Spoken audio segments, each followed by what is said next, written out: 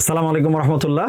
আজকে inside story পডকাস্টের আরও একটি এপিসোডে আমরা উপস্থিত হয়েছি। আমাদের সাথে আজকে আছেন রাজশাহীর অন্যতম কন্টেন্ট ক্রিয়েটর এবং অনলাইন অ্যাক্টিভিস্ট, আমাদের প্রত্যেকেরই পরিচিত একজন মুখ, সবারই প্রিয় মানুষ, আজিজুর রহমান রতন ভাই। আজকে আমাদের সাথে আছেন আজিজুর রহমান রতন ভাই। রতন ভাই, কেমন আছেন? আসসালামু আলাইকুম। রতন ভাই, আপনাকে তো আমরা সবসময় দেখি যে অনলাইনে আপনি খুবই সরব। তো এই যে অনলাইনে আপনার যে আশা, এর পেছনের কি কোনো ঘটনা আছে কিনা? ভাই, মূলত অনলাইনে আমি যে যতটুকু প্রতিষ্ঠিত হয়েছি, উদ্দেশ্য কিন্তু প্রতিষ্ঠিত হওয়া ছিল না। উদ্দেশ্য ছিল 5 তারিখের আগে মানুষকে এমন কিছু বলা বা মানুষের কাছে এমন কিছু মেসেজ দেয়া যেটা স্বৈরশাসকের বিরুদ্ধে মানুষ যেন রাস্তায় নেমে আসে। এখন এই রাস্তায় নামানোর মানুষকে দাওয়াত দিতে গিয়ে এই তো ভাইরাল হওয়া। উদ্দেশ্য ছিল ভাইরাল হওয়া না, উদ্দেশ্য ছিল আমার স্বৈরশাসকের বিরুদ্ধে, মানে জনগণের পক্ষে কথা বলা এবং জনগণকে রাস্তায় নেমে এসে নিজের অধিকার প্রতিষ্ঠিত করার জন্য আন্দোলনে নামানোর উদ্দেশ্যই ছিল আমার এই মানে আপনার কি কোনো পূর্ব অভিজ্ঞতা আছে কিনা এই যে চলচ্চিত্র বা এই নাটক বা যে আমরা যেটাকে বলি মিডিয়ার সাথে কি আপনার পূর্ব কোনো অভিজ্ঞতা আছে কিনা? আমি ছোটবেলা থেকে গান করি, আমি একজন বাউল গান করি এবং মানে কি বলবো, ছোটবেলা থেকে গান ভালোবাসি। আর যে ফোক সং জি, ফোক সং এই গানগুলো ভালো গাই, মানুষ বলে, চেষ্টা করি ভালো গাওয়ার জন্যে, ভালো গাই। আর তাহলে আমরা আমাদের যে প্রোগ্রাম আছে, প্রোগ্রামের শেষে অবশ্যই আপনার একটা গান আমরা শুনবো আশা করছি। আচ্ছা, আপনার সবসময় দেখি যে আপনি বিভিন্ন বিষয় নিয়ে কথা বলেন অনলাইনে। এই ব্যাপারে আপনি দেখা যায় যে 17 বছরের যে বিএনপির যে আসলে যে অত্যাচারের মধ্যে দিয়ে গেছে বা আপনাদের আরও শরিক যে দলগুলো ছিল, এ ব্যাপারে আপনি বিভিন্ন সময় কথা বলেন। আপনার জার্নিটা কি আসলে এই 17 বছরে? আমি সবসময় চাইছি দল যে ক্ষমতা আসুক, শেখ হাসিনা হোক আর খালেদা জিয়া হোক, দেশটা যেন বলতে পারে আমাদের, আমার বাপের পৈতৃক সম্পত্তি না। এখন শেখ হাসিনা ক্ষমতা আসলে বলে যে আমার বাবার দেশ, বিএনপি ক্ষমতা আসলেও যদি বলে যে আমার বাবার দেশ, তাহলে তো হলো না। দেশটা আমাদের। আমার মেসেজ একটাই, কেউ যেন দেশটাকে বাপের পৈতৃক সম্পত্তি মনে না করে, দেশটা আমাদের, আমরা যেন এইভাবে চলতে পারি, এটাই শুধু আমার মেসেজ ছিল। আর 17 বছরের এক জীবনে মানুষ এত কষ্ট করে না। এই রাজনীতিতে আসার পরে এক জীবনে যে কষ্ট করছি 17 বছর আওয়ামী লীগ সরকারের সময়, এত কষ্ট মানুষ করে না। আমার মতো মানুষের এত কষ্ট করার পরে যে বউ যে এখনো আছে, এটাই বেশি। মানে ভাবি আছে এখন আপনার সাথে? হ্যাঁ, আছে। এবং এই এত ঝড়ঝাপটা শোয়ার পরে, সহ্য করার পরে, যখন বউ যায়নি, বউ আর যাওয়ার সম্ভাবনা নাই। ভাবিকে কি সময় দেওয়ার সময় পান কিনা? সময় যতটুকু পাই দিই ভাই। রাতে একটার সময় উঠে বউয়ের ঠ্যাং টিপে দিই, যদি ঠ্যাং ব্যথা করে টিপে দিই। এরপরে যদি বউ যদি বলে যে সময় দেয় না, তাহলে তো কিছু করার নেই। আমার ফেসবুকের অ্যাকাউন্টের টাকা বউয়ের অ্যাকাউন্টে ঢোকে। প্রতি মাসে কত টাকা আসে মোটামুটি? মোটামুটি ভাই লাখ টাকা ইনকাম হয় আমার। এই কথা বলেই টাকা ইনকাম হচ্ছে ভাই, কথাগুলো এমনি তো মানুষ শোনে না। হ্যাঁ, শোনে না। এই প্ল্যাটফর্ম তৈরি করছি, আস্তে আস্তে মানুষের হৃদয়ে জায়গা করছি, বা কথা বলার মতো বলি এবং শোনার মতো কথাগুলো বলি, যায় যে জিনিসগুলো মানুষের মানে কাজে আসে, দেশের কাজে আসে, আমি ওইসব কথা বলি। আমি নিজের ব্যক্তি স্বার্থে কোনো কথা আমি বলি না ভাই মিডিয়ার সামনে। আমি স্বার্থ দেখি দেশের, মানুষের, মজলুম মানুষের। এই ভাই, আপনাকে তো দেখে মনে হয় যে আপনি এই অনলাইন জগৎটা খুব ভালো বোঝেন। তো নতুনরা যারা যদি কেউ এই অনলাইনে আসতে চায় বা ভিডিও বানাতে চায়, সেক্ষেত্রে তাদের প্রতি কোনো পরামর্শ আছে কিনা আপনার? প্রথম কথা, লেগে থাকতে হবে। তারপরকার কথা, যদি ভাইরাল হতে হয়, বাংলাদেশে ফেসবুকে বা মিডিয়া জগতে 2 ধরনের লোক বেশি ভাইরাল হয়।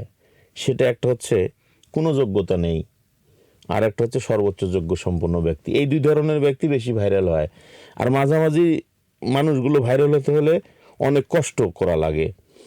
আর মিডিয়া জগতে ভাইরাল হতে গেলে সবসময় একটা জিনিস মাথায় রাখতে হবে, কপি করা বাদ দেওয়া লাগবে। মানে কাউকে কপি করা যাবে না। এই সাময়িক হয়তো 2-4 মিলিয়ন বা 2-4-5-10 দিন আপনি ভাইরাল হবেন, কিন্তু আপনি নিজে কেমন ভাবে তৈরি করেন, আপনাকে যেন মানুষ কপি করে। আপনি অন্য জিনিস কপি করবেন না। মিডিয়াতে ভাইরাল হতে গেলে, মিডিয়াতে জায়গা করতে গেলে অন্য যেটা করছে আপনি করবেন না। আপনি এমন কিছু করে দেখাবেন, যে ছোট কাজ হোক, এমন কিছু করে দেখাবেন যেটা আর কেউ করেনি। এটা হচ্ছে ভাইরালের প্রথম কাজ। এই যে অনেকেই বলে না, আমাকে কমেন্ট করলে, আমাকে ফলো দিলে আপনি সাপোর্ট করলে সাপোর্ট পাবেন। যেমন উদাহরণস্বরূপ বলি, আমার একটা ভিডিওতে 20,000 কমেন্ট।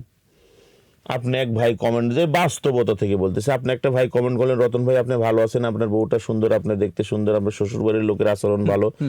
কোনো কারণবশত ওই কমেন্ট দেখা হলো না, কেমনে আপনি ভাইরাল হবেন? অসম্ভব। কমেন্ট করলে যদি আপনি একটা সুন্দর কমেন্ট করেন, ওই কমেন্ট যদি আমি কোনো কারণবশত দেখি, দেখার পরে আপনার প্রতি যদি আমার সহানুভূতি আসে বা ভালোবাসাতে, তখন আমি যদি একটা লাভ রিয়েক্ট দিই, আপনি বুঝে নেবেন যে হ্যাঁ ভাই আমার কমেন্ট দেখছে। এতে ফলোয়ার্স বাড়ার তো কাহিনী বুঝলাম না, কোনো সুযোগ নেই। আপনাকে ফলোয়ার্স বাড়াইতে গেলে, আপনাকে ভাইরাল হতে হলে একটাই পথ, সেটা হচ্ছে ভালো ভিডিও বানাবেন। ভালো ভিডিও বানাবেন, যে ভিডিওগুলো কারো কপি করা যাবে না, নিজে ছোট হোক কিন্তু নতুনত্ব। এটাই হচ্ছে যে ভাইরাল হওয়ার মেন কারণ। আপনার ভাইরাল হওয়ার মেন কারণ কি? আমি এমনি ভাইরাল হয়েছি। আমি যে কথাগুলো বলছি, এটা আমি একটা জিনিস চ্যালেঞ্জ করে বলি, কে কতটা বাংলাদেশে রাজনীতি নিয়ে কথা বলছে। আমার সাথে খাঁটি বিএনপি তারেক রহমানও না। এটা কি চ্যালেঞ্জ? চ্যালেঞ্জ আমি। আচ্ছা, তারেক রহমান প্লাস তারেক পরিবার, জিয়া পরিবার বিএনপি জন্ম দিছে, এর অস্বীকার করার কোনো সিস্টেম, কোনো সুযোগ নাই। জি, কিন্তু তার সাথে খাঁটি বিএনপি আর কেউ করতে পারবে না এমন তো কোনো বাইবেলে লেখা নাই। গোটা পৃথিবীর কোনো আওয়ামী লীগের লোক বলতে পারবে না আমার দলকে বিক্রি করে বা আমার দলকে ছোট করে তার কাছে কোনোদিন সুবিধা আদায় করছে। সুবিধা না। 5ই আগস্টের পরে অনেকেই কিন্তু অনেকেই সুবিধা নিছে। কোনোদিন আমরা দলের সম্মান ক্ষুণ্ণ হোক, দলের মানুষের সম্মান ক্ষুণ্ণ হোক, এমন কোনো কাজ আমরা কোনোদিন করিনি, করবো না, কাউকে করতে দেবো না। এটা হলো আমার কথা। আর বাংলাদেশের ভিতরে, বাংলাদেশের মাটিতে বসে মিডিয়ার সামনে হাসিনের বিরুদ্ধে ওপেন যদি কেউ কথা বলে থাকে, সেটা একমাত্র বলছে এই রতন। আর দ্বিতীয় ব্যক্তি যারা বলছে, কনক সারোয়ার, ইলিয়াস ভাই, পিনাকি ভট্টাচার্য, জ্যাকব মিল্টন, সব বলছে, কিন্তু দেশের বাইরে। এখানে অবশ্য আরো একজন ছিলেন, ওই যে আমাদের চাঁদ চেয়ারম্যান যিনি আছেন, উনিও কিন্তু একটা শক্তিশালী কথা বলেছিলেন। হ্যাঁ, এক কথার কারণে উনি লম্বা সময় জেলে ছিলেন, কিন্তু নিয়মিত ফেসবুক, টিকটকে বা মিডিয়ার সামনে কথা বলা একমাত্র, এটা চ্যালেঞ্জ করে বললাম, সমগ্র বাংলাদেশে একটাই ম্যান, সেটা হচ্ছে আমি। যেহেতু জেলের কথাটা আসলো, আপনি এ পর্যন্ত কতবার জেলে গেছেন সারা জীবনে? গুণা লাগবে ভাই, হিসেব নাই। তাও মোটামুটি কতবার? 15-16 বার, পর একদিন জানাবো। রিমান্ড 11 কি 13 এরকম হবে। রিমান্ডের অবস্থা কেমন ছিল ভাই? রিমান্ডে টাকা দিতে পারলে মারে না, আর টাকা দিতে না পারলে ভাই মারে। আর সেই মারটা, ওই মারগুলোর কথা যখন মনে হয়, ওই মনে হওয়ার পরে যখন দেখি যারা 17 বছরে দলের পাশে ছিল না, আওয়ামী লীগের সাথে থেকে নিজের সুবিধা ভোগ করছে, তখন ব্যথাটা আরও বেশি লাগে। এত কষ্ট করার পরে এখন এসে যদি দেখি সামনে এসে ওই মানুষগুলো সামনে, তখন এই কষ্টটা বেশি লাগে। তো জীবনে কষ্ট হলেও একটা মজার ঘটনা আছে। বলেন ভাই। লাস্টে 17 সালে ডিসেম্বর মাসের 16 তারিখে আমাদের সিলেট জাফলং অ্যারেস্ট করছিল ডিবি মফিজুল, নারায়ণগঞ্জের ডিবি ছিল। ও নাকি গোপন সংবাদের ভিত্তিতে সিলেট জাফলং থেকে আমার অ্যারেস্ট করে নিয়ে এসছে। নিয়ে আসার পর 4 দিন ডিবি অফিসে রাখার পরে অস্ত্র মামলা দিয়ে চালান দিল। তো যখন রিমান্ড শুনানি হচ্ছিল, তখন ম্যাজিস্ট্রেট আমাদের জিজ্ঞেস করতেছিল আপনি কি করেন? তেমন স্যার বিএনপি করি। এতগুলো মামলা বিএনপি করার কারণে। আর কি করেন? স্যার আমি জাতীয় লোকসঙ্গীত পরিষদে গান করি। তখন ম্যাজিস্ট্রেট বললো যে একটা গান শুনান তো আমারে। ওই কোর্টের মধ্যেই তাই আমি একটা গান শুনাইছিলাম। আর খালি গলায় এই কণ্ঠ কোথায় থেকে ভিতরে ভর করলো, কোথায় থেকে আসলো আমি জানি না, কিন্তু এত সুন্দর গান আর কোনোদিন আমি গাইতে পারিনি।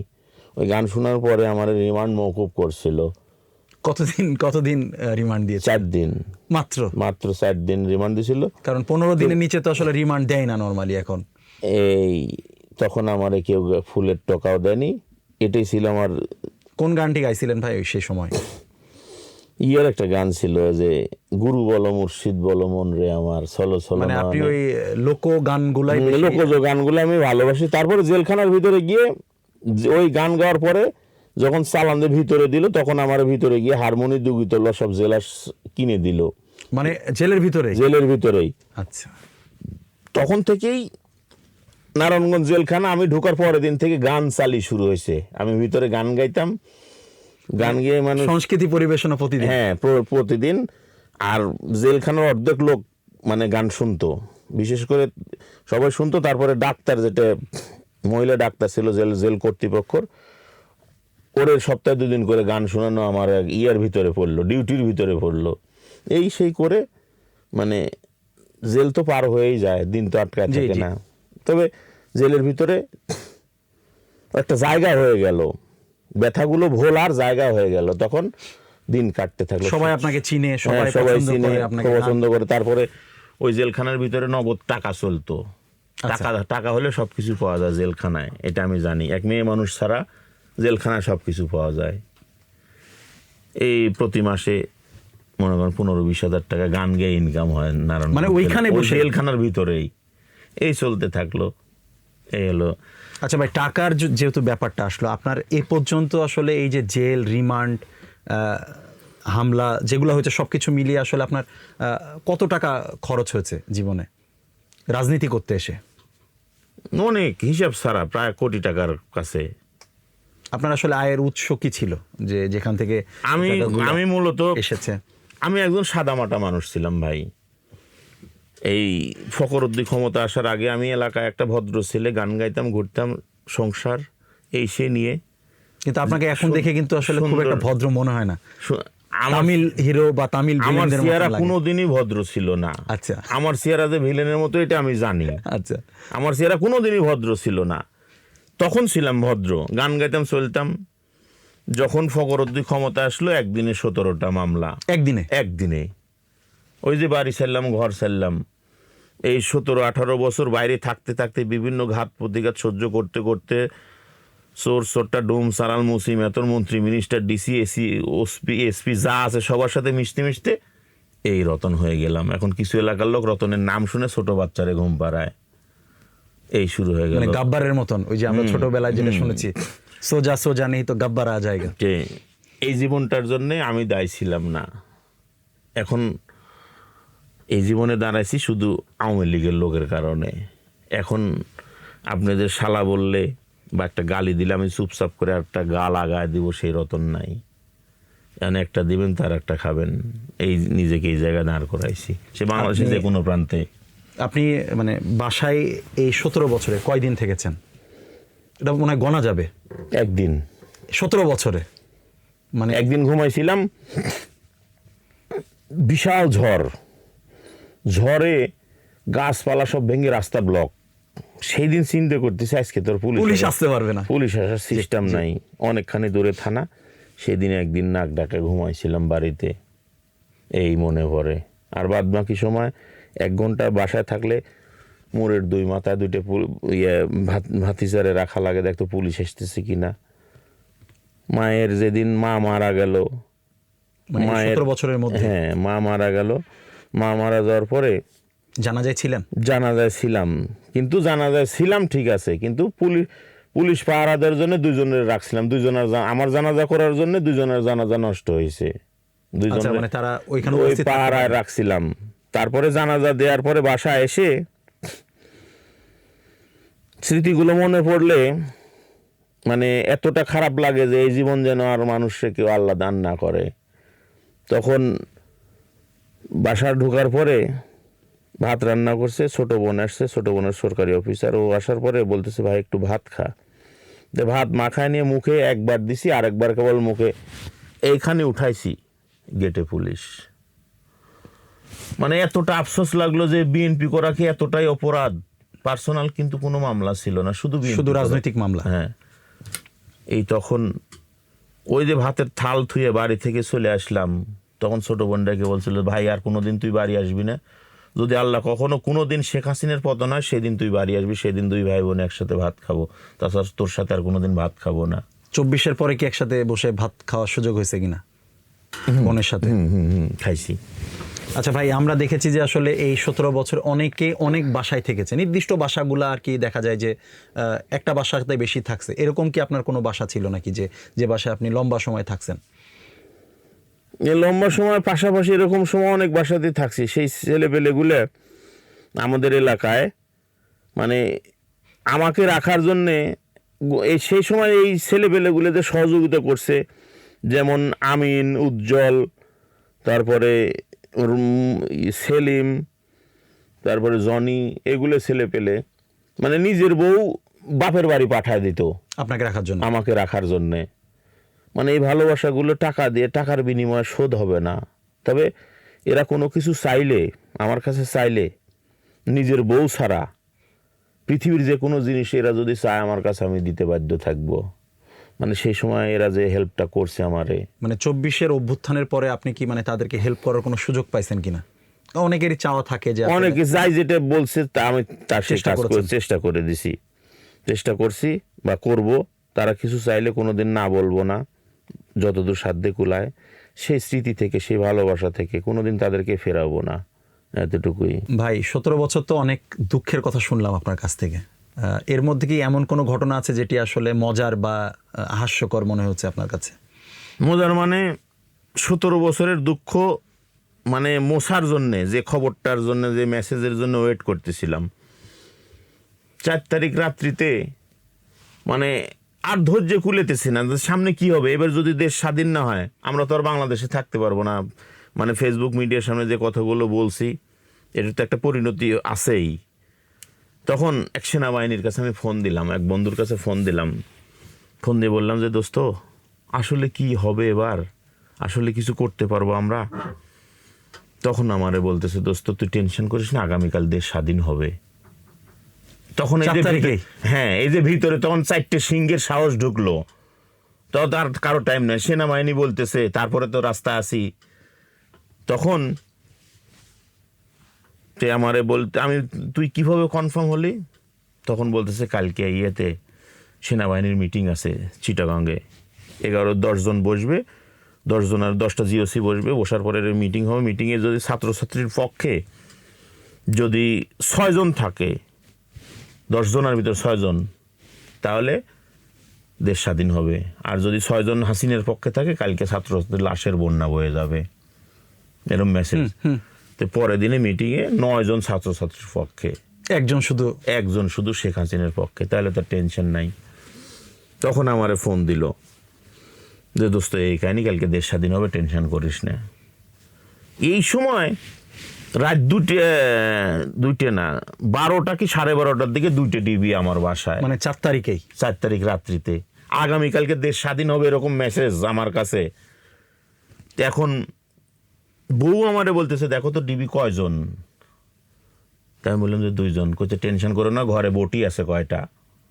ভাবি এত সাহসী? ভাবি বলতেছে আর কত, আচ্ছা ও সময় তো শেষ, আর কত ধৈর্য ধরবে? তখন বলতেছে হয় এবার ডিবিরে মারবো, তাছাড়া আমরা জেলে যাব। নিরিবিলি আর জেলে যাব না, নিরিবিলি তোমারে যাইতে দেবো না, হয় ডিবিরে জবাই দেবো, মানে ভাবি সহ। এবার ভাবি সহ। তখন ডিবিরে আমি বলতেছি, ভাই আগামীকালকে কিন্তু দেশ স্বাধীন হবে, আপনাকে বলে রাখলাম। এরপরেও যদি আমার অ্যারেস্ট করেন তাহলে কিন্তু কালকে দেশ স্বাধীন হলে আপনারে স্বাধীন করে দেবো কিন্তু আমি। আর যদি রাইখে যান, কালকে যদি দেশ স্বাধীন না হয়, আমি নিজে ইচ্ছা কিন্তু আপনাদের ধরা দেবো। অতএব নতুন করে আর ভেজাল করেন না, মাথা কিন্তু এমনি মোটকা গরম হয়ে আছে। বউ এদিকে বটি নিয়ে রেডি, ভাবি রেডি। তখন ডিবি কি ভাব বুঝে ডিবি চলে গেল। মানে এটা তো প্রথম মনে হয় এরকম ঘটনা ঘটছে আপনার সাথে। তারপরে দিন সকালবেলা রমজান নামে একটা ছেলে, এটাতে রাজশাহী শহরে কাশিডাঙ্গা ইয়েতে বাড়ি, একজন সাংবাদিক, ও আমারে ফোন দিয়ে বলতেছে, ভাই শেখ হাসিনা তো চলে গেছে। তারপরে 2-3 জায়গায় ফোন দিলাম, হ্যাঁ শেখ হাসিনা চলে গেছে। আর কি লাগে, এই তো নতুন সূর্য, নতুন জীবন। রতন ভাই, অনেক কথা শুনলাম আমরা।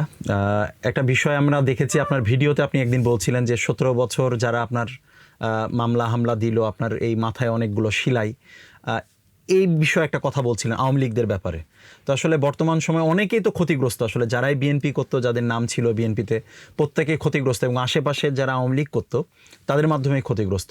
তো এই আওয়ামী লীগগুলার ব্যাপারে আসলে দলীয়ভাবে কোন পদক্ষেপটা নিলে আপনার মনে হয় যে যারা ক্ষতিগ্রস্ত হয়েছে তারা একটু মানসিকভাবে শান্তি পাবে?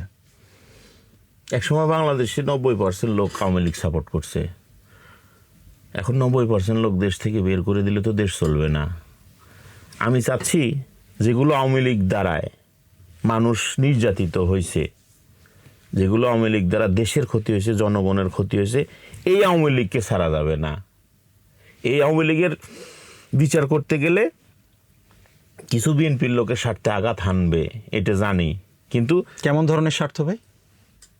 এখন ডাইরেক্ট ইনডাইরেক্ট ভাবে সব জায়গায় বিএনপির সাথে আওয়ামী লীগের সাথে বিএনপির আজন্মকার একটা সম্পর্ক থাকে। আচ্ছা, যে মানে লিয়াজু যেটা, হ্যাঁ, লিয়াজো যেটা বিএনপি ক্ষমতায় আসলে পারে ওই আওয়ামী লীগের ওই মানুষগুলো টাকার বিনিময় আর বন্ধুত্বর বিনিময় হোক একটু ভালো থাকার চেষ্টা করে। আবার আওয়ামী লীগ যখন ক্ষমতা থাকবে এই মানুষগুলো ওই সম্পর্কটা এমনি আপনা আপনি হয়ে যায়। এখন টাকার বিনিময় হোক আর কিছুর বিনিময় হোক হয়। এখন ওবায়দুল কাদের বলছিল দেশ থেকে চলে যাওয়ার পরে বা আওয়ামী লীগ ক্ষমতা থেকে চলে যাওয়ার পরে 10 লক্ষ লোক মারা যাবে। হ্যাঁ, 10টা লোক মরছে? মরেনি। এই 10টা লোক না মরার কারণে এই যে মাল টাকা দিয়ে সম্পর্ক দিয়ে তারপরে আল্লাহর ইশারা লাগে। আল্লাহর ইশারা ছাড়া মানুষ মারা যায় না। রাজনৈতিক বক্তব্য অনেকে অনেক রকম দেয়। এখন কথা হচ্ছে অরিজিনাল এই শান্তির বিষয়টা বললেন না, কিভাবে শান্তি পাবে? অরিজিনাল যারা দলকে ভালোবাসে, দলের জন্য যারা ত্যাগ স্বীকার করছে, এরা দলের কাছে কোনোদিন বলে না যে আমার 1 বস্তা চাউল কিনে দেন, আমার কিছু লাগবে। শুধু দল স্বীকার করবে এই মানুষগুলোর দুর্দিনে ছিল, পাশে ছিল। এই যে একটা আত্মতৃপ্তি, যারা ত্যাগী নেতা শুধু এতটুকু স্বীকার করলে হবে। কিন্তু এই স্বীকার না করে যখন যারা 17 বছরে আওয়ামী লীগের সাথে থেকে কোটি কোটি টাকা ইনকাম করছে, এই টাকা এখন বিএনপির লিডারকে দিয়ে যদি আবার ভালো থাকার চেষ্টা করে তাহলে তো হলো না। আর যারা ত্যাগী এরা দলের কাছে ওই কিছুই চায় না ভাই, শুধু একটু আশ্বাস যে হ্যাঁ এই লোকটা দলে ছিল, এক ত্যাগী, বিএনপির জন্য নিবেদিত। আপনি একটা ভিডিওতে বলছিলেন যে আপনাদের লিডার আসলে কোনো কিছু না করার জন্য বলেছে। এটির সাথে এই যে আপনার 17 বছরের যে কষ্ট, আরও নেতা নেত্রীর যে কষ্ট বা নেতা কর্মীদের, এটি আসলে কি যায় কি না? মানে আপনারা কি এই যে কমান্ড, এটা কি মানে সত্যি মানছেন কিনা মন থেকে? শোনেন, আওয়ামী লীগ যে কুকামগুলো করছে 17 বছরে, এই আওয়ামী লীগ এত ভালো থাকার কথা ছিল না, কথা না। এখন রাজনৈতিকভাবে একটু স্পেস না দিলে, যেমন এই যে চায়ের যে কেটলি আছে না, কেটলিতে পানি দেওয়ার পরে যখন আপনি নিচে তাপ দেবেন বা আগুন জ্বালাবেন, ওইটাতে কিন্তু একটা জলীয় বাষ্প তৈরি হবে। ওই জলীয় বাষ্প যেখান দিয়ে নল দিয়ে পানি ঢালা হয়, ওই নলের ফুটা শুধু পানি ঢালার জন্য না, ওখান দিয়ে জলীয় বাষ্প বের হওয়ার জন্য। তা আপনার একটু ফুটা না রাখলে, একটু স্পেস না দিলে একসময় বিস্ফোরণ, যেটা শেখ হাসিনা ওই পেজটা মানুষের দেয়নি। এই কারণে শেখ হাসিনার এই যে বিস্ফোরণের কারণে একবারে 14 গোষ্ঠী ধরে আউট। যে রাজনৈতিকভাবে বহির্বিশ্বের কাছে এই স্পেসগুলো দেয়া লাগবে, ঠিক আছে? এগুলো অনেকেই বোঝে না যে আওয়ামী লীগ প্রতিষ্ঠিত হচ্ছে। আওয়ামী লীগ প্রতিষ্ঠিত হওয়ার ও যারা মনে করতেছেন এই যে ফাঁসির রায় হলো পুলিশের, এটা আওয়ামী লীগ প্রতিষ্ঠিত হওয়ার নমুনা এবং না। আপনার উনিও তো হলো জয় বাংলা বলছে, মানে যে পুলিশ সে নিজেও জয় বাংলা বলছে, যেখানে ওটা শেখ হাসিনার প্রতি যে প্রেম, এটার বহিঃপ্রকাশ। ওরা জানে যে শেখ হাসিনা জান্নাতি মহিলা, আর জান্নাতি মহিলা যা চাবে আল্লাহর কাছে সেটা দিতে আল্লাহ বাধ্য, আল্লাহ স্বীকার করছে। কারণ জান্নাতি মহিলা যদি বলে যে আমাদের যারা নেতা কর্মী ছিল নিবেদিত প্রাণীদেরকে বেহেশতে দেওয়া হোক, হয়তো এই সুবিধা পাওয়ার জন্য সে জয় বাংলা বলছে। এটা তার দোষের কিছু নেই, ভালোবাসা থেকে বলছে। আওয়ামী লীগ কি আর মানে বাংলাদেশে আগের মতন যে শক্তি নিয়ে ছিলেন, এই শক্তি নিয়ে কি আবার প্রতিষ্ঠিত হতে পারবে কিনা? সম্ভাবনা আছে? একটা ইন্টারনাল হিসাব, পৃথিবীতে কোনো শাসকের, কোনো সরকারের বা রাষ্ট্রপ্রধানের যখন স্বৈর শাসকের ট্যাগ লাগছে, ও কখনো কোনোদিন আর ক্ষমতায় বসতে পারেনি, কোনোদিন না। আওয়ামী লীগের তো অত্যাচারের কিছুই শুরু হয়নি, যে পক পক করতেছে না বড় বড় অনলাইনে বা মিডিয়াতে বা পেপার পত্রিকায় বিভিন্ন জায়গায় পক করতেছে। অরিজিনাল যে রাজনৈতিক যে অত্যাচার, ও যে কুকাম করছে, আর 10 ভাগের 1 ভাগ অত্যাচার শুরু করলে তো এদের অস্তিত্ব বিলীন। আর আওয়ামী লীগ এগুলো পুরাতন ইতিহাস, ছোট মানুষ হয়তো এগুলো কথা বলতে গেলে অনেকে বলে বসে যে আপনি এত জানলেন কই থেকে। আওয়ামী লীগ বেইমানি করেনি এমন কোনো দল নাই, আর আওয়ামী লীগের সাথে বেইমানি করে। মুজিবরের এক ডাকে 30 লক্ষ লোক শহীদ হয়েছে, এত কোটি মানুষ একসাথে দাঁড়াইছে, 7 কোটি মানুষ। সেই মুজিবর মারা যাওয়ার পরে 17টা লোক জানাজা, তাহলে বড় বেইমান আওয়ামী লীগের লোক না? জানাজা যেতে মানা করছিল কেউ? যায়নি। ওরা জন্মলগ্ন থেকে বেইমান। মুজিবর যখন মারা যায় সারা দেশের লোক মিষ্টি বিতরণ করছে, 10টা লোকও কান্দার লোক পায়নি। কেন পায়নি? বেইমানের জাতি। এটা তো ইতিহাস জানে না মানুষ। ছোট ছোট ছেলে পেলে 17-19 বছর বাদ দেন, 25-26 বছরের ছেলে পেলে 19 বছর বাদ দিলে 5 বছর, 5-6 বছর, 5 বছর বয়সে যখন আমরা ছোট, তখন স্কুল থেকে আসার সময় যখন রাস্তায় যখন পায়খানা লাগছে, এক বগলে বই নিছি আর এক বগলে প্যান্ট দিছি, নিয়ে এসে পায়খানা করার পর মায়েরে বলছি মা পরিষ্কার করে দাও। তখন তো বুদ্ধি হয় না। আর এই ছেলেবেলে কি বুঝবে দেশের রাজনীতি? ওই জন্য এরা শুরুর থেকে বুঝে আসছে যে শেখ হাসিনা আমাদের জাতির মাতা আর আমাদের শেষ নবী মুজিবর। এরা ইতিহাসের কিচ্ছু জানে না। অরিজিনাল ইতিহাস যদি জানে, একদিনের জন্য কেউ আওয়ামী লীগ করবে না। ভাই, আমরা তো সবসময় আপনার আসলে রাজনৈতিক বক্তব্যই শুনি এবং আপনি জনগণের ব্যাপারে অনেক কিছু কথা বলেন। আমরা কখনো আসলে আপনার পরিবারের ব্যাপারে ওইভাবে জানতে পারি না। ভাবি আসলে আপনার পরিবারে মানে বড় মাস্তান কি আপনি না ভাবি? আমার ছেলে বলে, আমি বলছি বাপ তোর মায়ের ভিতরে আর আমার ভিতরে ব্যবধান কি বলতো, পার্থক্যটা কি? আমার ছেলে বলে আম্মু ঘরে বাঘ বাইরে বিলাই, আর আব্বু বাইরে বাঘ ঘরে বিলাই। মানে বউরে ভয় করা প্রকৃত, এটা অনেকভাবে নেগেটিভ পজিটিভ দুইটাই ধারণা থাকে মানুষের। অরিজিনাল যারা দেশ কাঁপায়, অরিজিনাল যারা এলাকা কাঁপায়, যারা অরিজিনালি শক্তিশালী বা মাস্তান বা মানে একজন মানে কি বলবো দাম্ভিকতা পুরুষ, দাম্ভিকতা সহিত চলে, তারা সবাই কিন্তু বউ এসে ঘরের ভিতরে আসার পরে সারাদিন এখানে সেখানে এসেই করলাম, ঘরের ভিতরে একটু চোখ কান মুখ বন্ধই রাখি, কারণ বউ টর্চার করবে, এটা স্বাভাবিক। আর বউয়ের এই মানে আপনাকে টর্চার করে ভাবি? ওই টর্চার না, মানে কানের ঘুরে এই সেই বক্তব্য দিতে থাকে, এগুলো শুনে না শোনার ভান না করলে পরে আপনি থাকতে পারবেন না। কিন্তু ভালো যে বাসে না তা না। বউরে যদি আমি এখান থেকে বাসায় যে বলি তোমার আঙ্গুলের মাংস খাবো, আমি যা দেখবেন যে আঙ্গুল কেটে ভুনা করা হয়ে গেছে, এত ভালোবাসে।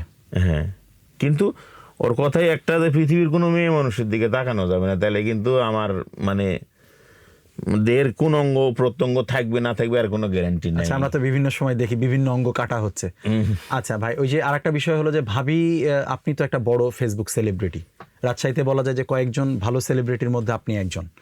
তো সেক্ষেত্রে ভাবি কি কখনো বলে না যে ভাবিকে প্রমোট করতে, বা ভাবির কোনো ফেসবুক পেজ আছে কিনা?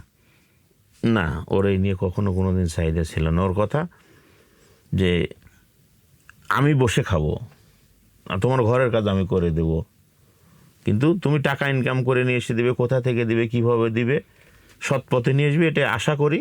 কিন্তু আমি টাকা ইনকাম করে তোমারে দেবো, ফেসবুকে ভাইরাল হব, এমন চাহিদা তার কোনো দিন ছিল না, এখনও নাই। ও ফোন দিলে পরে ফোনে ফেসবুক চালাইতে দিলে ও ফোন সাইলেন্ট করে পড়ে থাকে, কখন হাত দেয় কখন দেয় না। 5 বছরে 300 ফলোয়ার্স, ওর এই নিয়ে কোনো ইয়ে নাই। মানে ফেসবুকে ভাইরাল হওয়া, ফেসবুকে কিছু একটা করে, এই নিয়ে কোনো ওর আগ্রহ নাই, মাথা ব্যথাও নাই। ওর মাথা ব্যথা আমার আইডি যেন নষ্ট না হয়, আমার আইডি যেন ভালো থাকে, যেখান থেকে ইনকাম হচ্ছে, যেখান থেকে ইনকামও হয়, এইটা তার চাহিদা। ওর আইডিতে আসা বা মাঝে মাঝে ভিডিওতে ভয়েস দেয় কিন্তু সামনে আসে না। মানে ভাবি ভয়েস দেয়? ভাবি ভয়েস দেয়, আমি প্রশ্ন করলে উত্তর দেয়, কিন্তু সামনে আসে না। ওর সব সামনে আমরা তো ভাবিকে দেখেছি, ভাবি যথেষ্ট সুন্দরী। আপনি কি মানে এই ভয়েই নিয়ে আসেন না নাকি? না রে ভাই, বউ শোনেন, বউ সুন্দরী দিয়ে বউ আটকায়, সুন্দরী বা অসুন্দরী দিয়ে না। বউ আটকায় ভাগ্যও লাগে, মানে আপনি কর্ম কি লাগে। বলছেন যে ভাবি সুন্দর না নাকি? না, আমার বউ সুন্দর, আমি বলি এক কথা, আমার বউ সুন্দর, এ নিয়ে কোনো মাথা ব্যথা নাই, আমার বউ সুন্দর। অবশ্য দর্শকদের আসলে জানা উচিত, ভাবি আমাদের সামনেই বসে আছে, ভাই হয়তো বা এই কারণে আরো ভয়ে এই কথা বলছেন। ভাই, এরকম কি কখনো পরিস্থিতি হয় যে আপনি তো সবার কাছে পরিচিত এবং আপনি খুবই সদালাপী মানুষ এবং জনগণ আপনাকে খুবই পছন্দ করে, তো সেক্ষেত্রে অনেক সময় তো অনেকেই বলে যে ভাই আসেন ছবি তুলি বা ভাই আমার জন্য একটা ভিডিও বানান, এগুলো কি আসলে কখনো অস্বস্তি লাগে কিনা আপনার? অস্বস্তি লাগে মেয়ে মানুষ আসলে পারে, মেয়ে মানুষ এসে যখন বলে যে ভাই একটা ভয়েস দিয়ে দেন, আর সবচেয়ে বেশি খারাপ, বেশি মানে ভয়ে থাকি ওই মেয়ে মানুষের ভিডিও বানালে মনে হয় বাড়িতে গেলে 3 দিন অশান্তি, ওই জন্য মেয়ে মানুষের ভিডিওতে ভয়েস দিতে আমার ভয় লাগে, মানে ঘরে গেলে অশান্তি, বাইরে সমস্যা নাই। আর হ্যাঁ, যেখানে যে অবস্থাতে যে ভাই একটা ভিডিওতে ভয়েস দিয়ে দেন, একটা ভিডিওতে একটু ছবি ওঠান, এই নিয়ে, কারণ ওই ফলোয়ার্সগুলো সত্যি কথা আমার কলিজা, তাদের মাধ্যমে তো আপনি তাদের প্রথম। মাধ্যমেই আমি আজকে এই জায়গায়, তাদেরকে আমি ছোট করে দেখি না, তারা সেই ফলোয়ার্সগুলো আমার কলিজার টুকরা, এদেরকে ছোট করে দেখবো না। এরা অনেকে না বুঝে না শুনে যে কোনো জায়গায় ছবি তোলার জন্য আসে, কিন্তু আমি তাদেরকে অবহেলা করি না, চেষ্টা করি ছোট হলে একটু স্নেহ দিয়ে বলার, বড় হলে একটু সম্মান করে বলার। এক কথায় আমি কখনো কোনো দিন চাইবো না আমার ভিতরে অহংকার ঢুক, আল্লাহ যেন এই বিষয়টা আমারে মাফ করে, এতটুকুই। ভাই, আমরা ভাবির সাথে গল্প করতে করতে একটা বিষয় শুনেছি যে কোনো একজন নারী নাকি এমন দাবি করেছিল ভাবির কাছে যে তার 2টি বাচ্চা এবং সেই 2টি বাচ্চা আপনার কাছ থেকেই। এই ঘটনাটা যদি একটু আমাদেরকে বা আমাদের দর্শকদেরকে জানাতেন। মানে এটা বলতে গেলে কোনটা নারী জাতিকে তো ছোট করা যায় না। পৃথিবীতে প্রত্যেকটা সেকশনে, প্রত্যেকটা গোত্রেই বা প্রত্যেকটা জাতেই মানে আজন্ম ফলা কিছুগুলো ফসল থাকে, মানুষের ভিতরে থাকে। একদিন একটা মেয়ে আমার বউরে ফোন দিয়ে বলতেছে আমি রতনের বউ, 2টে বাচ্চা আছে। এখন বউ আমারে ফোন দিয়ে কোন অস্ত্রপাতি যা আছে ধারাতেছে, আমি বাসায় আসলে তো আমার খবর আছে, আমি খুবই ভয়ে আছি, অন্য জায়গায় যাই করি কিন্তু বউ নিয়ে আমি আতঙ্কে থাকি ভাই। রাত্রিবেলা একসাথে থাকতে রাত্রিবেলা ঘুমালে তো আমি মরা। এখন ঘুমানো অবস্থায় যদি আমার মনে করেন যে সেই করে ফেলে, দেখলে টেনশনেই থাকি আমি। এখন আমি বউরে লাস্ট বললাম যে তোমার সব কথাই শুনলাম, তারও সব কথাই সত্যি বা ঠিক আছে, সেই মেয়ের ফোন থেকে বা সেই মেয়ের সাথে আমি, এখন তো এআই ভিডিও নামছে, এআই দিয়ে অনেক কিছু করা যায়। জি ভাই, আমি সেই মেয়ের সাথে জীবনে একটা ছবি উঠাইছি কিনা তার ফোন থেকে, 2টে সন্তান জন্ম দিতে মনে করেন নোয়াখালীর লোকও যদি হয়, প্রতি বছরও যদি হয়, তার 3 বছর টাইম লাগবে, মাঝখানে স্পেস দিয়ে 3 বছর টাইম লাগে। 3 বছরের ভিতরে সেই মেয়ে তার ফোন থেকে আমার একটা ছবি উঠাইছি কিনা, ছবি তো থাকার কথা, ছবি থাকার কথা, যেহেতু বাচ্চা তৈরি হয়ে গেছে, তার সাথে কথা হওয়ার কথা। তখন ওই মেয়েটার ছবি দিতে পারেনি। তখন আমি বউরে বললাম যে এতদিনের যে একসাথে থাকা চলাফেরা, একটা সাধারণ মানুষের জন্য এত বড় অবিশ্বাস করলে, এত বড় মানে, তাহলে তো তোমারে করে আমার বিশ্বাস নাই। সেই মেয়েটা যখন ছবি দিতে পারেনি তখন গিয়ে একটু শান্ত হয়েছে, তারপরে তখন থামানো গেছে। তখন আমার ভিতরে ঢুকছে আসলে তো কথা সত্যি, একটা মানুষ বললো আর আমার স্বামীর আমি অবিশ্বাস করলাম। এই তখন তারপরে ওই মেয়ে আর কোনোদিন আর যোগাযোগও করেনি, মানে ও কাজ করতে পারলো না কোনো। না সম্ভবত কোনো একটা মানে কোন একটা চক্র ছিল যে আমার সংসার ভাঙা বা আমার রাজনৈতিক ক্যারিয়ারকে নষ্ট করা, এরকম। পরিবার থেকে কখনো চাপ দেয় না যে আসলে এই রাজনীতি যথেষ্ট হয়েছে, রাজনীতি আর করার দরকার নাই? বা এখান থেকে তো ফেরার সুযোগ নেই। একজন গর্ভবতী মহিলা বাচ্চা ফেলে দিলে কি তার ওই দাগ মুছবে না। আমি যে জায়গায় দাঁড়াইছি এখন সব কিছু বাদ দিয়ে যদি আওয়ামী লীগের লোকরে বলি যে সিদ্দিকের মতো আমার ভুল হয়েছে, ক্ষমা করে দিয়েন, মেনে নেবে না। অতএব এখান থেকে ফিরে আসার কোনো সুযোগ নেই। সামনে গিয়ে মানুষের ভালো কিছু করে, দেশের ভালো কিছু করে, মানুষের ভিতরে এমন জায়গা করতে হবে, আল্লাহর কাছে এমন কিছু করতে হবে যেন আল্লাহ আমারে সেভ করবে। আপনারা কখনো মনে করছিলেন যে আওয়ামী লীগের এতগুলো লোক বাংলাদেশে এত সময় আকাম কুকাম করার পরে যে দাঁড়ানো আছে দাঁড়া থাকবে? কখনো কেউ ভাবে না, আওয়ামী লীগের লোকও ভাবে, নিজেরাও ভাবেনি। এটা তো উপর থেকে আল্লাহর মানে ইশারা। আল্লাহ পৃথিবীর শ্রেষ্ঠ পরিকল্পনাকারী। এখানে আল্লাহ যেটা করবে টাইম উইল সে, সময় বলে দেবে ভাই। এই নিয়ে আমি জন্মের বহু বছর পূর্বে আল্লাহ আমার মৃত্যু নির্ধারণ করে দিয়েছে। আমি কিভাবে মারা যাব আপনি জানেন? কাঁচপুর ব্রিজের নিচে, নারায়ণগঞ্জ কাঁচপুর ব্রিজের নিচে নিয়ে গেছিল আমার ক্রসফায়ার দেওয়ার জন্যে। আপনি তো এই ঘটনা এখনো বললেন না, আমি কয়েকবার জিজ্ঞাসা এটা করেছি। কথা প্রসঙ্গে এসে গেল, জি, বলেন। নিয়ে গেছিল, যাওয়ার পরে গুলি করছে, শটগান থেকে গুলি বের হয়নি, তাই আমি বেঁচে আসছি। এরকম অবস্থা? এরকম অবস্থা, তাহলে আল্লাহ ছাড়া কেউ মারার কেউ নেই। অতএব শেখ হাসিনা তো মানে জীবিত থাকালীন বাংলাদেশে আসবে আর কোনো গ্যারান্টি নাই। আর শেখ পরিবারের লোক শেখ পরিবার অ্যাবসেন্ট মানে আওয়ামী লীগ একবার নিশ্চিহ্ন। আর আওয়ামী লীগ মনে হয় না যে 2-20 বছরের ভিতরে আসবে। আর ভিতরে আমি মারা গেলাম, বেঁচে থাকলে তখন দেখা যাবে। তবে পরিকল্পনা আছে ভাই, টাকা ইনকাম করে নিয়ে যদি এরকম পরিস্থিতি হয়, শেখ হাসিনাও তো আমিও দেশের বাইরে চলে টাকা যাবো। ইনকাম করার ইচ্ছা আছে তার? অবৈধ পথে না, আমি সহি ইনকাম করে বাংলাদেশে দেখায় দেব যে মানুষ দুর্নীতি ছাড়াও সহি পথে, একবারে ইমানের পথে, সৎ পথে থেকে টাকা ইনকাম করে নিজেকে প্রতিষ্ঠিত করা যায়। আমি এটা করে দেখিয়ে দিব, আল্লাহ সহযোগিতা করলে ইনশাল্লাহ আমি এটা দেখিয়ে দিব। এই আমার চিন্তাধারা। তবে রাজনীতি থেকে এখান থেকে ফিরে আসার কোনো সুযোগ নেই, ওটা নিয়ে আমি চিন্তাই করি না ফিরে আসার। কারণ সবাই রাজনীতি বাদ দিলে দেখেন এলাকায় কোনো কিছু হলে পরে রাজনীতির লোকগুলো খারাপ হয়, বিপদে পড়লে ওই রাজনীতির মানুষটার কাছে আগে যায়, আর গালি দিলেও ওই মানুষটারই আগে দেয়। আপনি পৃথিবীর কোনো কাজ করবেন না, আপনারা কেউ গালিও দেবে না, কিছুই করবে না। আপনি যখনই কাজ করতে যাবেন, মানুষের উপকার করতে যাবেন, তখনই আপনি নিজের সমালোচনা, আপনার দুর্নাম, আপনার সুনাম হবেই। এ নিয়ে কোনো মাথা ব্যথা নাই। রতন ভাই, তাহলে আমাদের মোটামুটি অনেক আলোচনা হলো। আপনি আমাদের এই প্রোগ্রামে এসেছিলেন। আমাদের ইনসাইড স্টোরি পডকাস্টের পক্ষ থেকে আপনাকে আমরা সাধুবাদ জানাই, এবং আমরা চাই যে আপনার জীবন আরও সুন্দর হোক, ভাবির কাছে আপনি আরও ভালোবাসা পান, এবং আপনার রাজনৈতিক যে ক্যারিয়ার আছে সেটি আরও সামনের দিকে আগাবে ইনশাআল্লাহ। আমি যাওয়ার আগে আমি জাস্ট আমার দর্শকদের উদ্দেশ্যে বলতে চাই, এখনও যারা মনে করছেন যে আমাদের এই প্রোগ্রামে বা এই পডকাস্টে আপনারা আসবেন, তাদের প্রত্যেকের প্রতি আমাদের আমন্ত্রণ রইল। আমাদের সাথে আপনারা যোগাযোগ করে আমাদের এই প্রোগ্রামে আসতে পারেন, এবং আপনার যে সম্ভাবনার যে কথা রয়েছে, আপনার ব্যাপারে যে কথা রয়েছে, আপনার এলাকার ব্যাপারে যে কথা রয়েছে, সেগুলো আমাদের সাথে বলতে পারেন। আমাদের অনুষ্ঠান আমি এখানে বিদায় নিচ্ছি। এখন আমাদের কথা বলবেন, সর্বশেষ কথা, আমাদের আজিজুর রহমান রতন ভাই। রাজনীতি যদি করতে চান, রাজনীতি থেকে ইনকাম করে বড় হবেন, এই মাইন্ড সেট আপ নিয়ে আপনি রাজনীতিতে আসবেন না। আপনি রাজনীতি যদি করতে চান, তাহলে আপনার একটা মাইন্ড সেট আপ ভিতরে ঢুকাবেন, আমি দেশের ভালো করব, দশের ভালো করব। আপনার নিজের ভালো করতে চাইলে আপনার রাজনীতি করার দরকার নেই। সবসময় চিন্তা ভাবনা করবেন দেশটা আমাদের, দেশটা আমাদের। আমার বাপের পৈতৃক সম্পত্তি মনে করলেই দেশের সমস্যা, দেশের মানুষের সমস্যা, আপনার নিজেরও সমস্যা। অবৈধ পথে ইনকাম করে কোনোদিন কেউ ওই টাকা দীর্ঘমেয়াদী ভোগ করতে পারেনি, তার ধ্বংস আসছে।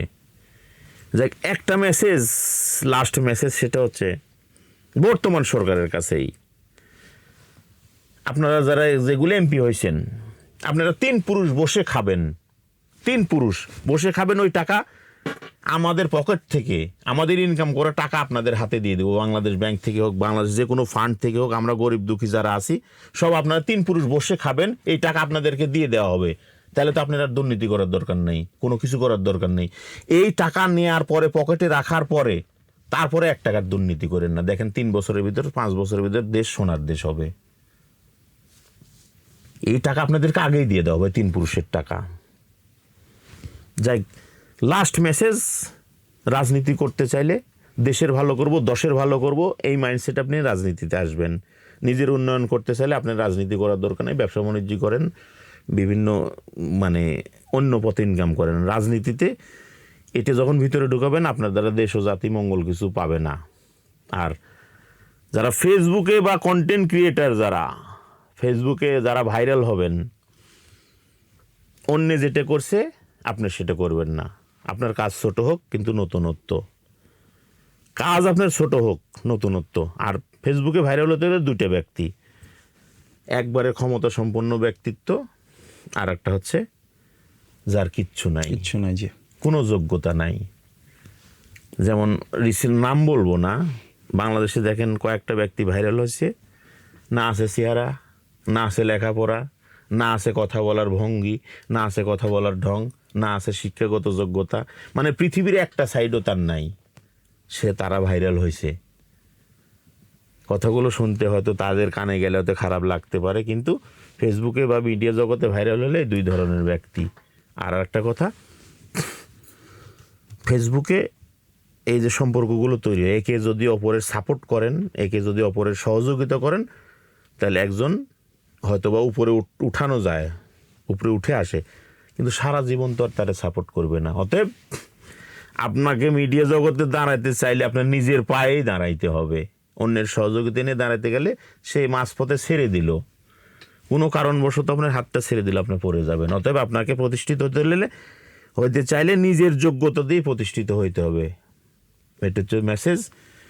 আর লাস্ট মেসেজ, দেশটা আমাদের, আমরা সবাই সবার তরে, দেশ নিজের বাপের পৈতৃক সম্পত্তিকে মনে করবেন না, এই মন্ত্র মাথার ভিতরে ঢুকায় চলবেন, দেশ আমাদের।